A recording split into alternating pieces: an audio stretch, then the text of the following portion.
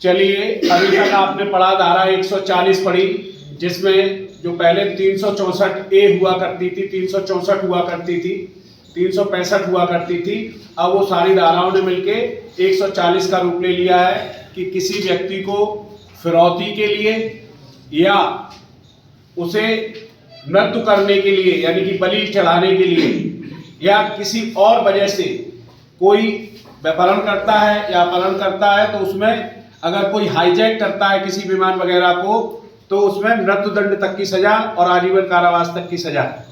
आगे बढ़ते हैं, आती है धारा 143, व्यक्ति का दुर्व्यापार। यहाँ व्यक्ति का दुर्व्यापार का मतलब है ह्यूमन ट्रैफिकिंग। जैसे कि मैंने अभी आपको बताया कि जो आदमियों का व्यापार किया जाता है वो मुख्यतः 2-3 वजह से किया जाता है। एक तो उनके ऑर्गनों को ट्रांसप्लांट करने के लिए, एक ऑर्गन निकाल के दूसरे को लगा दे, जैसे लीवर है, किडनी है। दूसरा सेक्सुअल हिरासमेंट के लिए, और तीसरा बताया गुलाम बनाने के लिए या बंधुआ मजदूर बनाने के लिए। तो आइए क्रम से आगे आते हैं।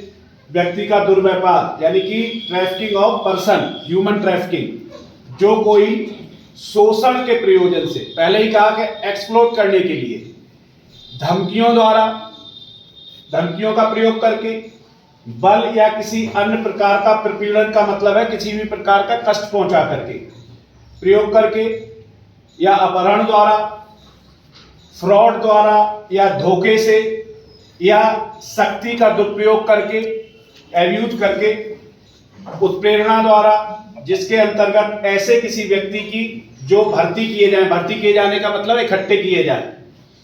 परवहनित का मतलब है एक स्थान से दूसरे स्थान पर किसी साधन से ट्रांसपोर्ट किया जाए उनका।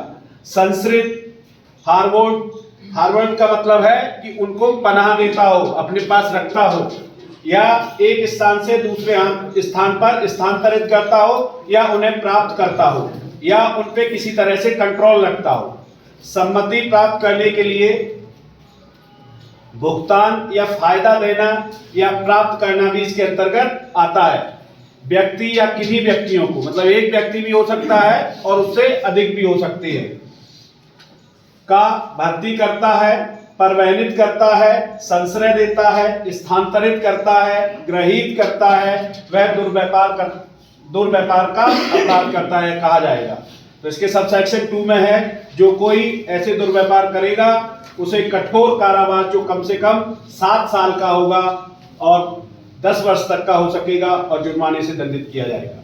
सबसेक्शन 3 कहती है जहां अपराध में एक से अधिक व्यक्तियों का दुर्व्यापार किया गया हो, मतलब कोई एक बच्चा उठा के ले गया, एक बच्चे को बेचा, उनने 2, 4, 6 बच्चे बेचे हो, तो जहां अपराध में एक से अधिक व्यक्तियों का दुर्व्यापार, अंतर्वलित का मतलब है इन्वॉल्व है, शामिल है, तो वहां पे कठोर कारावास जो कम से कम 10 साल का होगा और आजीवन कारावास तक हो सकता है और जुर्माने से दंडित किया जाएगा। सबसेक्शन 4 कह रही है किसी बालक का दुर्व्यापार अंतर्वलित है। जहां का बालक का मतलब है who is below than 18, जिनकी उम्र 18 साल से कम हो, ऐसे किसी बच्चे का दुर्व्यापार करता है तो उसे कठोर कारावास जो 10 वर्ष से कम का नहीं होगा और आजीवन कारावास तक हो सकेगा और जुर्माने से भी दंडित किया जाएगा।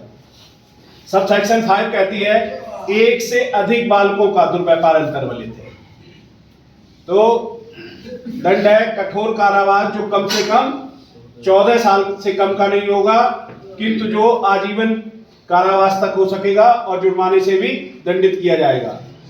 अब लिखा है सबसेक्शन 6 में कि बालक का एक से अधिक अवसरों पर दुर्व्यापार किए जाने के अपराध के लिए सिद्ध दोष ठहराया जाता है। इसका मतलब है उसने एक जगह 50,000 का बेचा, जिसको 50,000 का बेचा उसने उसे 2 लाख का बेचा, तो उसका एक ही बच्चे का कई बार जो है व्यापार या कई चीजों में उसका प्रयोग किया गया, तो ऐसा आजीवन कारावास का दंड दिया जाएगा जो शेष प्राकृतिक जीवन काल के लिए होगा और जुर्माने से भी दंडित किया जाएगा। सबसेक्शन 7 और लास्ट है जो केवल आप लोगों के लिए है। अगर कोई लोक सेवक होते हुए या पुलिस वाला होते हुए, पुलिस अधिकारी होते हुए किसी व्यक्ति का दुर्व्यापार में अंतर्वलित है, शामिल है, इन्वॉल्व है, तो उसे आजीवन कारावास से जो शेष प्राकृतिक जीवन काल तक के लिए होगा और जुर्माने से भी दंडित किया जाएगा। की बात समझ में आई? ओके।